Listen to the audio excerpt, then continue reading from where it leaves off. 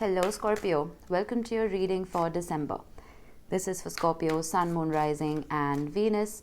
Please make sure you check all your placements to get a clear picture of what's going on for you at this time. As always, this is a general reading. It may or may not resonate for all of you. Please take the bits that do resonate and leave the rest behind for somebody else. I'm going to be freestyling it today, and I'm starting off with a couple of oracle cards, and towards the end I will pull a divine door and some charms for you. So make sure you stick around for that. Who else got the wreath? Someone did before you. Oh, ornaments. Libra, right before you got ornaments as well. All right, I'm going to grab the book for this. It's funny how you have a very similar message to Libra right before you. Some of you may be on the cusp. Now, the wreath card is like a combination of the World card and the Wheel of Fortune. It talks about the cycle of life. It talks about Ouroboros, the snake that eats itself, right? It talks about the cycle of good and bad and the ebb and flow of life. And it talks about how if you're going through a rough patch, having that deep inner knowing that that is your soul's journey, and whatever lesson that is, it's not there to torture you. It is there to teach you something so that you can get over it and begin afresh. So this card is saying that there is a stroke of good fortune that wants to come its way to you, but there's almost a stagnant energy in your midst that needs to be released. This could be you putting yourself in a 9-to-5 job. Not that there's anything wrong with 9-to-5 jobs, but you're somewhere where you don't want to be, right? Until you release yourself from that, you will not be able to invite new things in. Similarly, for let's say a relationship, you're in a toxic relationship, right? And you keep going because you think that is your reality, but not realizing that if you don't excuse yourself from that dynamic, you will not allow it to change, nor will you allow anything new to come your way, because your life is full of that toxicity. There's no space for anything else. You know what I mean? And what's amazing is we have ornaments right next to it. This is one of my favorite cards in this deck. This talks about memories, and it talks about shared memories. It talks about a review, taking a step back and looking at your life and reviewing what is it that you need to keep and what is it that you need to release. And December, being the last month of the year, is the perfect time for us to do that cleaning, right? And a lot of planets have been in retrograde this year. So there's a lot of heavy revisal, like reviewing energy in the air. And coincidentally, Mercury is going retrograde on the 29th of December, which is thankfully the last retrograde of the year. And it will be retrograding till the 18th of January. So that last bit of review is going to be in our midst. Ask yourself if whatever situation you are in, whatever situation you are here for watching this reading, is it going to matter in the next 5 to 10 years? If yes, pursue. All right, give it your all, try and make it work, fix it, do whatever it is that you need to do. But if it's just going to be one of those things that you look back at after a decade and laugh about it, laugh now, release it. You know what I mean? Okay, let's see what this is regarding.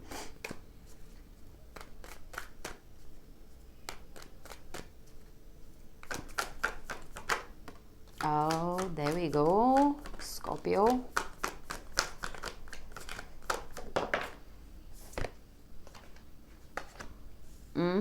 Oh my goodness. I think we have our answer. 3 of Swords, the Hanged Man, and the 8 of Cups. You don't even need this reading, do you? You know what you need to do. Page of Cups, 9 of Pentacles, yes. The 2 of Swords. Why is the 2 of Swords here? I'm going to need a clarifier for that. But let's see, what is bookending your reading? What are your pillars of support? I love it.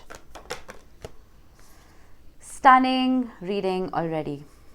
Queen of Pentacles, Knight of Pentacles. The house next door is under construction. You will hear a drill. Now, we have the 4 of Pentacles with lots of Pentacles. 4 and the 3 of Pentacles with the Page of Pentacles at the bottom of the deck. We have the 2 of Wands, the 4 of Swords, and Judgment with the Ace of Wands, Seven of Swords, Nine of Wands. All right. Well, Scorpio, with the Three of Swords, there was a significant amount of pain. There was probably betrayal, there was disappointment, there was heartbreak. And with the Two of Swords, I feel like for just a little second, you wondered as to how to move on from this. You put a blindfold on because the pain was probably overwhelming for you.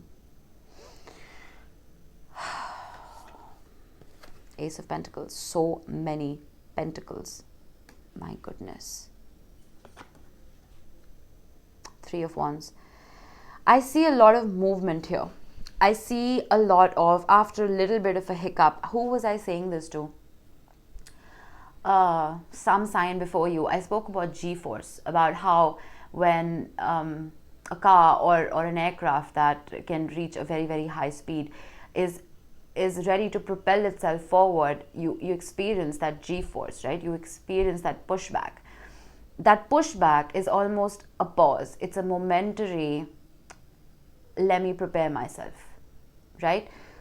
I feel like you had that pushback. And in that smidge moment, I feel like you saw your entire future. You realize what is it that you exactly want from life. The movement that I see here with the Eight of Cups and the Knight of Pentacles, this isn't full steam ahead. This is slow, calculated movement.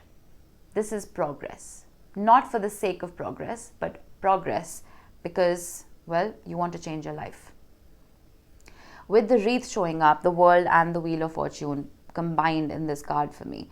This is the universe taking the wheel. The universe taking the wheel because you're giving it permission to. The Three of Wands is the best card for manifestation. It is a card of looking at the distant horizon and discerning your ships and almost expecting them to come in. And they do, eventually. Once you give the universe that little bit of permission and you keep working on yourself with the Queen of Pentacles, is when the decision is not yours to make anymore. You've just given into a trust fall that, all right, I have faith. I have faith that this is not going to define my life, whatever pain this was. Which is why, if we look at the bottom of the deck, we have the Four of Pentacles, which is the energy of holding back. At the same time, it is self-perseverance. It is self-preservation as well. Perseverance with preservation. Once you do that with the Three of Pentacles and, the Three of Cups, I didn't realize I was there. The Page of Pentacles, the Two of Wands, the Four of Swords and Judgment, there is healing. Eventually, I almost feel like with the Hanged Man and the Nine of Pentacles, you have suspended your energy, not because you're being lazy, not because you don't know what to do. You've suspended your energy because you realize that the only constant in your life, at least right now, is you. Everything else and everybody else is a variable. Okay? And because with the Queen of Pentacles and the Nine of Pentacles, wow, you are prioritizing yourself. You are in a very independent spirit. You are nurturing yourself. You're taking care of yourself, is when this new opportunity is presented to you with the Fool. We do have the Judgment card at the bottom of the deck, and this is why I was saying your reading is so similar to Libra's. It talks about a reawakening that happens. Now, I don't know if this reawakening is happening within you towards somebody else or vice versa, but I almost feel like there is an opportunity with the Ace of Pentacles and the Fool for you to start afresh regarding something. Afresh being the key word here. You don't want to continue the same stale journey that will eventually again lead to the Three of Swords, will again lead to that pain, right? I always say the Nine of Pentacles for me is the benchmark. It is the goal. It is not the Ten of Pentacles. The Nine of Pentacles is something that is in your hands, right? It is overcoming problems, overcoming obstacles, and making yourself so strong that you don't need anybody else. And because you don't need anybody else, the final Ace of Pentacles is presented to you in the form of a relationship or a stable job or whatever it may be by the universe, so that you can begin this journey afresh. Does that make sense? With the Eight of Cups and the Page of Cups, I feel like you are walking away from something that does not sit well with your future desires. I have been talking about the 5 and 10 year plan, Seven of Wands. You're very adamant about this. You're very adamant about walking away from what is not bringing you joy. Nine of Cups, there you go. You see the two nines? Yeah, the tens for me are not the benchmark. They were never the goal for me as a reader. The Nine of Cups and the Nine of Pentacles are the goals for me, because that is something that you can achieve. The Nine of Cups is a wish fulfilled. From the Eight of Cups, you walk to the Nine of Cups, right? What precedes the Eight of Cups? The Seven of Cups, which is illusion. Now, Neptune has been retrograding in Pisces, and it is finally going direct on the 3rd of December, which is when the rose-colored glasses and the veil is lifted. That is when clarity comes in. So, you walk away from the Seven of Cups to the Eight of Cups to a wish fulfilled. The Page of Cups is again a card of manifestation, because if you think about the original Rider-Waite, it represents the Page of Cups holding a cup, and there's a fish jumping out of the cup, right? It's almost like he's looking into the cup and imagining what it is that he wants, he or she, no gender in tarot. What are your wishes? Have you asked yourself that? Or are you too busy living in this reality that you have made your own, without realizing that you could create a brand new one for yourself without even lifting a finger? Knight of Pentacles. This progress may be very slow. Scorpio, 10 of Swords. Wow. I just heard some of you saying Six of Cups. I'm done. I'm so done. You may even be done watching tarot. You're just like, I'm done. I don't want to do this anymore. I am so tired. That's because you are overwhelming your system. When you feed too many commands into a computer and it can't manage, it shuts down. I feel like a part of you has just shut down. But strangely and very contrastingly, the Six of Cups is showing up for some reason with the Queen of Cups. There is love in your midst, Scorpio. There is a whole amount of love in your midst, and this love could be coming from a water sign like yourself. Cancer, Pisces, Scorpio, doesn't have to be. But we did have the Judgment card as well at the bottom of the deck, which does talk about a return. I wouldn't focus on that though. I wouldn't focus on that at all. I would focus on you. I would focus on that healing and self-preservation. Whatever was sapped off of you, whatever energy was leached off of you by whatever situation this was, I feel like you need to focus on reinventing yourself.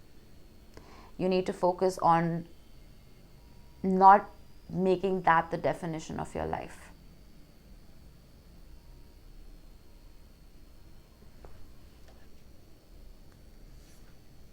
The Chariot, there we go. More Cancer energy. You need to move forward from this. There's so much movement here, Scorpio. It's blowing my mind a little bit. The Chariot is written by the Emperor. And the Chariot is led by two horses. One wants to go this way, the other wants to go that way. And a lot of the times we understand that one horse is your mind and one is your heart. It is your duty as the Emperor or the Empress to align the two. When your head and your heart are on the same page is when success is guaranteed.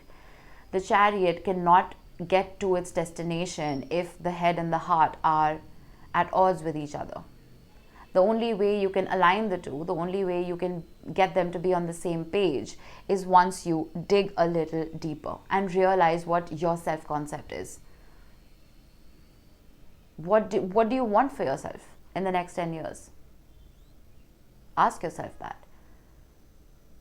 If this definition of your life right now is not what you want for yourself, what did Einstein say? The definition of insanity is doing the same thing over and over again and expecting a different result. You don't want to repeat what you've already been doing.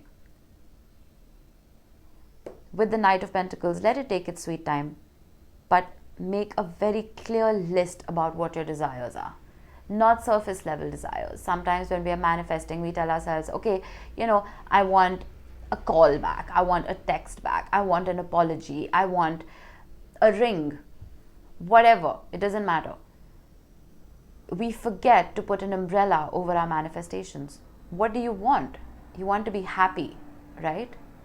Sometimes that ring or that text or that call will bring you that momentary happiness. Is it going to keep you happy for the rest of your life? That's a big question mark. Learn to almost generalize your manifestations, because not only are you making it more sustainable, you are also giving the universe a little bit of leg room to play around. It's giving the universe permission to give you more than what you think you even desired in the first place. There is love coming in, most definitely, but I just want you to make sure that you have a very clear definition for your future. All right, let's get you a divine door.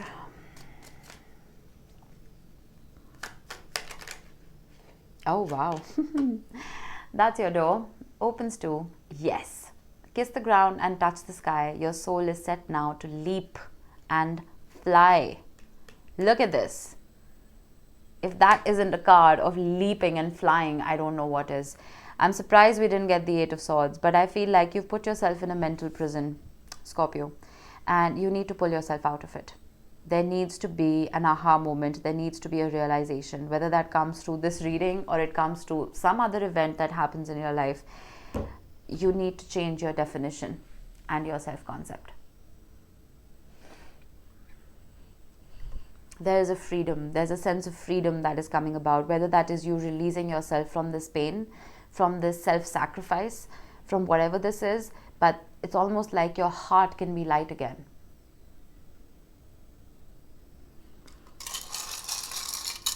All right, let's get you some charms to close this off. We have love. There is most certainly love coming in. I have no doubt in my mind about that. Just make sure it's the kind of love that is sustainable for you. All right. We have a music note and we have a saxophone. I think that's what it is. I'm not certain. Let me know if I'm wrong. Music may be important. Christmas carols, listen to them. If someone sends you a bit of music, there could be a hidden message in that. Dig a little deeper. Read between the lines.